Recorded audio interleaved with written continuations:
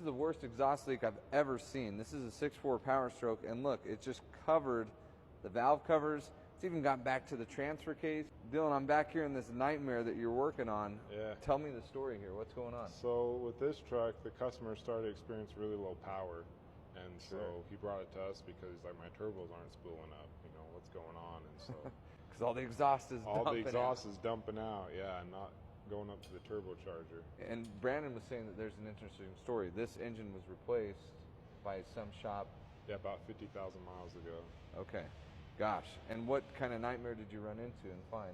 Well, what I found was he has an up pipe that is cracked really bad, and Okay. then with the exhaust manifolds, all the bolts were like over torqued, like really tight in there, and then they started to round off, and so had to get the torch out, heat them up, and fought almost every single bolt coming out.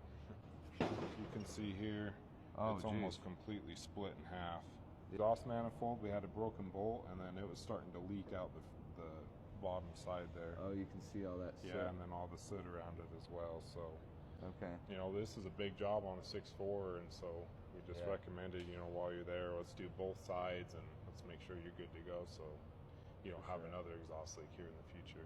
And to make sure that we fix this truck once and for all, we're putting on some BD exhaust manifolds. These things, we do them on Hemis, we do them on Cummins, and on these 6.4. It's a high silicon ductile iron, improved thickness in the walls of this for better flow and less issues where they warp and break the studs that now Dillon has to deal with to fix.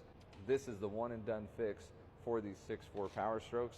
So if you're dealing with something similar, go to our website and get hooked up with these, because we don't want to see you dealing with this kind of nightmare.